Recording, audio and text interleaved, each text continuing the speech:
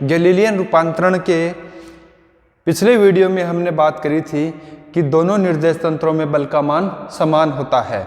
इस वीडियो में पुनः मैं एक बार रिपीट करता हूँ, गैलीलियन रूपांतरण तथा व्युत्क्रम गैलीलियन रूपांतरण हमने ऑलरेडी पिछले वीडियो में डिस्कस कर लिया था। इस वीडियो में इसके बाद में हम बात करते हैं संवेग संरक्षण के सिद्धांत की। संवेग संरक्षण सिद्धांत।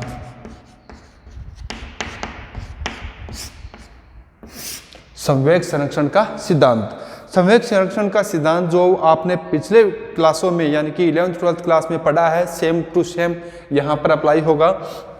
माना कि m1 द्रव्यमान का एक कण u1 वेग से गतिशील है तथा m2 द्रव्यमान के u2 वेग से गतिशील दूसरे कण से यह टक्कर करता है।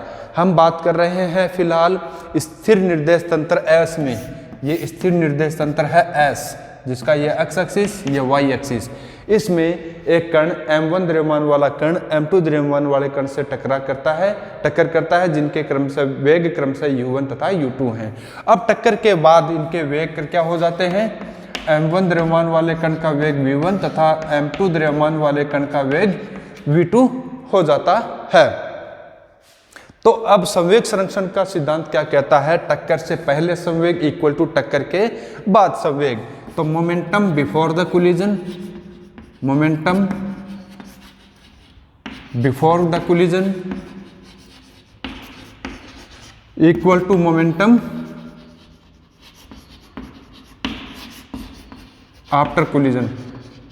यह संवेग संरक्षण का सिद्धांत कहता है। अर्थात जो दो कणों की टक्कर हो रही है उसमें टक्कर से पहले संवेग और टक्कर के बाद संवेग दोनों क्या रहते हैं? बराबर होते हैं। तो हम लिख सकते हैं m1 u1 plus m2 u2 equal to m1 v1 plus m2 v2, समीकरण नंबर 1।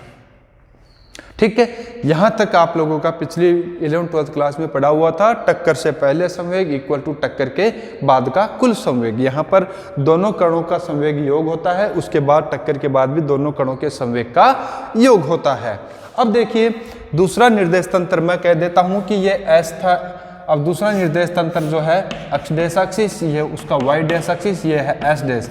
ये किस वेग से गतिशील है? v वेग से। यानी कि अब दूसरा जो निर्देश तंत्र है S डैश, वह निर्देश तंत्र S के सापेक्ष नियत वेग v से गतिशील है, जिसमें इनके वेग, इन द्रव्यमान यानी कि m1 तथा m2 दो द्रव्यमान हैं, इनके वेग माना कि अब क्या है? u1 dash, u2 dash, v1 dash और v2 डैश। जैसा कि हम ऑलरेडी इसमें पढ़ चुके हैं, v dash u1 dash u2 dash हो जाएगा, v1 डैश v2 डैश हो जाएगा। हमारी जो थ्योरी थी कि स्थिर निर्देश तंत्र में हमने वेग को v माना था और गतिशील निर्देश तंत्र में v डैश माना था। तो यहाँ पर दोनों कणों का यानी कि m1 तथा m2 द्रव्यमान वाले जो दो कण हैं उनके वेग टक्कर से पूर्व u1 डैश तथा u2 डैश हैं और टक्कर के बाद इनके वेग v1 डैश तथा v2 डैश हो जाते हैं।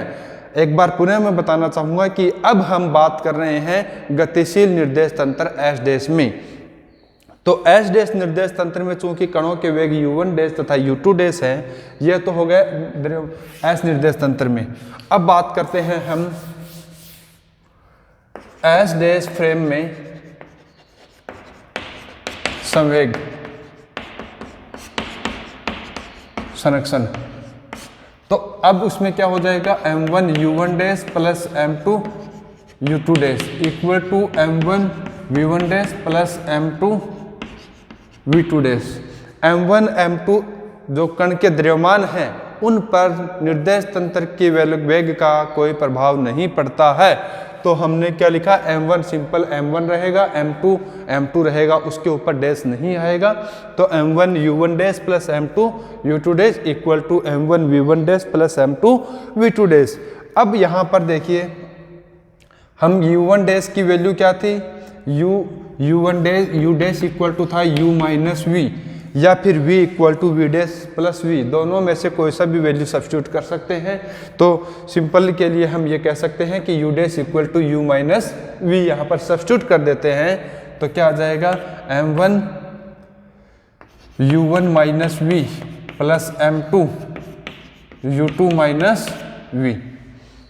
जैसे u dash equal to u minus V, v dash equal to v minus capital V लिखा था, उसी प्रकार से आगे लिख दिया हमने m1 v1 minus v plus m2 v2 minus v। तो यहाँ पर अब इसको हम सोल्व करते हैं आगे।